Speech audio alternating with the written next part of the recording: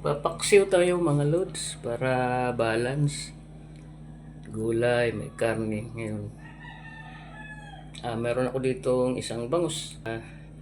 Dinaing ko na. Wala dyan. Linis ko ito mabuti. Biniak ko yung pinakabituka niya. Kayo, kumakain ba kayo niyan? Ay masarap po ito. O, prito mo o kaya paksiw. Yung laman loob ng bangus.